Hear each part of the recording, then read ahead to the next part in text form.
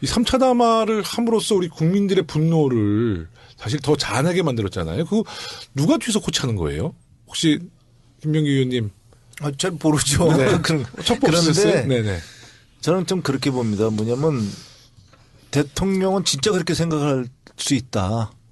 왜냐하면 대통령이 아까 그 자라오면서 네, 형성된 그 과정. 퍼스널리티를 네네. 보면은 그럴 수밖에 없어요. 그러니까 본인은 그 사람들을 갖다 다스리려고 태어난 위치다라고 생각할 수 있습니다. 그러니까 사람의 어떻게 그러니까 사람의 격이 다르다고 네. 생각할 수 있습니다. 그러니까 참 나는 그래도 국가를 위한다고 그랬는데 내 아는 사람들이 참 그렇게 잘못을 했다. 거기에 대해서 도의적 책임을 느끼지만 그렇다고 내가 뭐 돈을 먹은 건 아니지 않느냐. 그게 진심일 수 있다니까요. 아니, 돈을 안 먹었다고 보세요. 아니 본인이 진심이라고.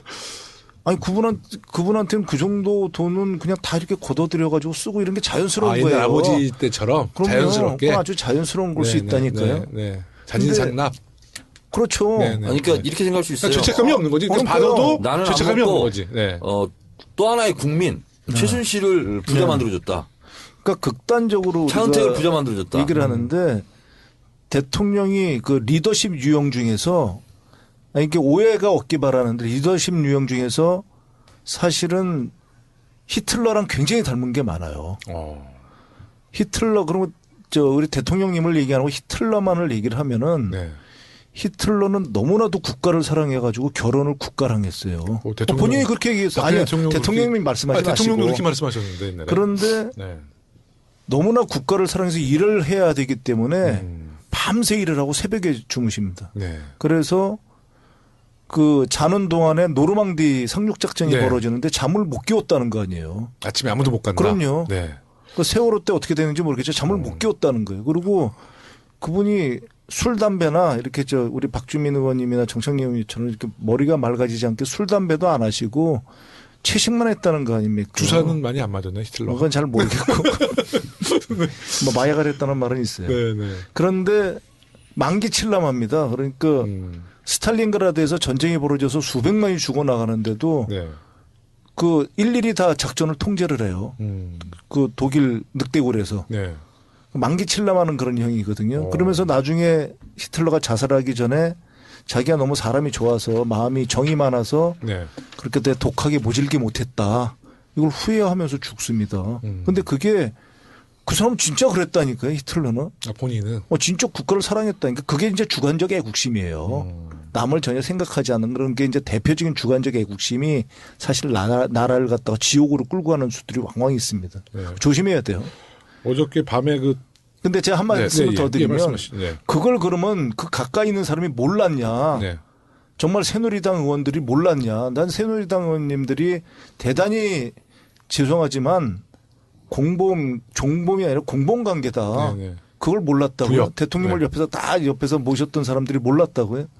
너무나도 잘 알았겠죠. 네. 말을 너무나도 잘 알았기 네. 때문에 아닙니다. 저는 그렇게 생각 안 한다니까요. 아. 너무나도 잘 알아서 말을 못한 게 아니라 너무나도 잘 알아서 그 환경에서 최대한 본인들이 최대한의 이익을 갖다 공유하기 위한 방법을 생각해냈다고 생각해요. 특히 김기춘 의원 같은 경우. 그분이 중앙정보부 시절에 78년, 79년 사이에 대공 수사국장을 했거든요. 30대. 그때 최순실의 아버지인 최태민이를 조사를 한다고요. 네네. 그러면 그때 내용을 알았는데 그 머리 좋은 분이 그 관련된 내용들을 몰랐다고요? 그럼 말이 안 되는 얘기들이거든요. 거기에서 본인이 가장 서로 간의 이익을 취득하는 방법을 터득해낸 거죠. 대통령을 놓고서요. 우병우 수석에 대해서도 비슷한 평이 있어요. 그래서 김기춘을 뒤를 이은 제2의 김기춘이라고 우병우 수석을 얘기하거든요. 약간 비슷한 이야기들이 있어요. 사실인지 모르겠지만. 30년 후에 우병우라는 또 나올 수도 이름이 있겠죠. 나오진 않겠지. 지금 보시다시피 우병우 전 수석에 대한 수사는 거의 이루어지지 않습니다. 네, 맞아요. 신기하게. 대통령보다 더 힘이 따르고 오늘도 어디 신문 사설인가 보니까 초등학생들이 지금 검사되고 싶어 한다는 거 아니에요. 네. 가장 대한민국에서 권력자는 검사다. 네. 참 걱정이죠. 어저께 우리 탄핵버스터 우리 박주민 의원님이 새벽 2시에 만났는데 갑자기 저보고 저쪽에서 국민종편이라고 김현희 민주종편. 민주종편. 최재성 의원 뭐 이렇게 김현 의원이 하는 방송이라고 잠깐 가보래요. 야, 근데 빠져나오기 위해서 저를 희생해. 저를 제물로 자야 바쳤어. 되기 때문에. 근데 어저께 그 방송에서 송영길 의원 전 인천시장 이야기가 나왔는데 직접 이제 송영길 의원이 한 얘기인데 인천시장 재직 시절에 대통령이 인천시를 왔대요. 박근혜 대통령이 피곤하다고 시장실을 좀 가서 좀 쉬고 싶다. 좀 시장실을 쓰고 싶다. 그래서 제공을 했대요.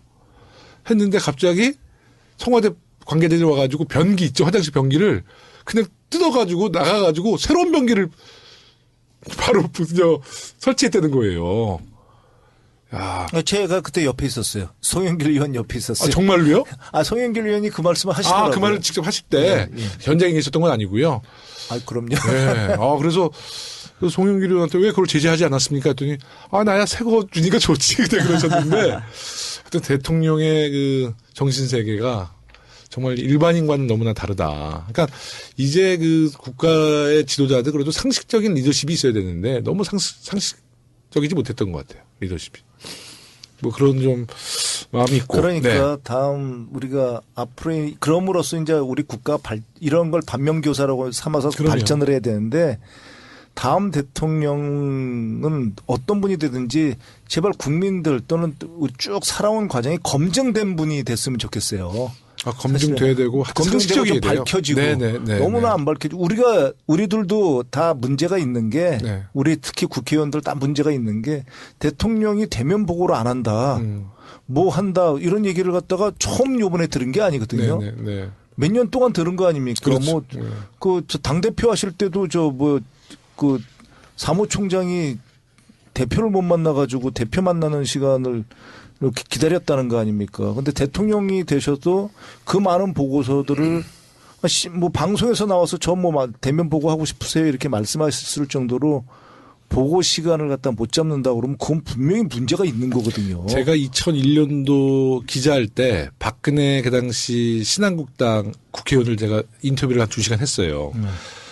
그 당시 이제 우리 의원님 아시겠지만 그때는 뭐 그 정도 지도자급이면 집을 개방할 때예요. 뭐 1월 1일 날 떡국 주고 올 때잖아요. 예전 정치가. 그러니까 박근혜 의원의 집이야. 강남에 그 집인데 아무도 가본 사람이 없다는 거예요. 그래서 제가 의원회관에서 직접 인터뷰로 스케치를 한 거야.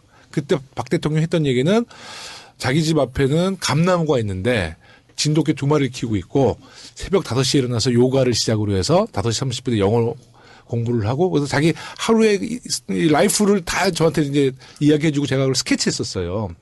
그리고 제가 이제 기사 마감하고 야 어떻게 국회의원인데 아무 동료 의원이 그 집도 안 가보고 너무 신비주의에 빠져 있는 거예요. 그리고 나서 대선 후보 때 대변인 제가 이름은 안 밝히겠지만 수석하던 김모 대변인 있죠. 그 양반이 언론인들과 만나다가 좀 발언 때문에 아마 그 데스크한테 좀 압력 넣어가지고 사고가 났었어요. 그래가지고 근데 대통령 후보한테 전화해서 대변인을 교체해야 되니까 전화를 하려 했는데 후보 전화를 아무도 몰랐다는 거 아니에요. 대통령 후보의 전화를 그 주변 국회의원들이나 지도부가 몰랐대요. 그래서 그것도 보고 라인이 아마 최순실을 통해서 가지 않았는가. 예. 아니, 그러니까 그런 체제가 이게 완전 비정상적인 비정상이죠. 그런데 비정상이라고 얘기를 했는데 아무도 그거에 대해서 얘기를 안 했다고. 그냥 비정상이다라만 얘기를 하고 이거 정말 국가적으로 이게 문제가 된다. 제가 옛날 그 공직에 있을 때 뭐 인사니까 좀 예민하죠. 그래서 대통령한테 보고를 드리는 거는 원장께서 직접 반드시 대면 보고를 한다. 왜냐하면 인사는 특히 그런 게 인사는 페이퍼에다 쓸 수 없는 것들이 많아요. 그게 왜냐하면 나중에 밝혀지면 안 되니까 거의 대면 보고를 해서 구두로 보고를 하거든요. 왜냐하면 그 개인의 프라이버시도 있고 뭐 있기 때문에 구두 보고를 하는데 그걸 대면 보고로 하게 되면 대면 보고를 못 하게 되고 더군다나 그런 어떤 보고라는 건 대부분 보면은 적시성 문제가 있지 않습니까? 그런데 그렇게 못 만나면 적시성에도 문제가 생기는 거거든요. 그럼요. 그런 거를 알면서도 주위에 누구도 얘기를 안 했다. 국가 시스템에서. 그럼 시스템이 마비된 거거든요.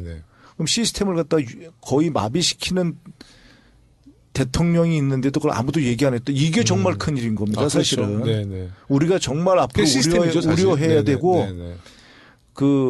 그걸 갖다 조심해야 되는 게 미국 같은 경우에는 대통령의 모든 말을 녹음을 해요. 네. 모든 말, 모든 행동을 녹음을 합니다. 아, 우리도 좀 그랬으면 박근혜 대통령 정말 난리 날 뻔했네. 모든 거 다 녹음했으면. 모든 걸 녹음을. 그래 대통령도 알아요. 그거를. 네. 대통령도 압니다. 그러니까 미국 대통령도 알죠. 그런데 그렇듯이 대통령의 행동은 그리고 대통령이라는 그 공인의 행동이나 말은 그게 개인의 행동이라는 건 있을 그렇죠. 수가 이제 없거든요. 행동이나 생각이 더 신중해지고. 그럼요. 네, 그게 그렇기 분명히 필요하죠. 때문에 네. 그 시스템이 무너진 거에 대한 복원 앞으로 네. 어떻게 이걸 갖다가 우리가 재건을 하고 이걸 이런 거에 대한 재발을 방지할 것인가 이게 굉장히 큰 일입니다. 사실은. 맞습니다. 네. 그러니까 이제 정권 교체 꼭 해야 되죠. 네, 이제 이 정권 갖고는 안 될 테고 이제 새로운 정권 교체가 뭐 내년 공범이라니까요. 네, 제 얘기로는. 내년 이제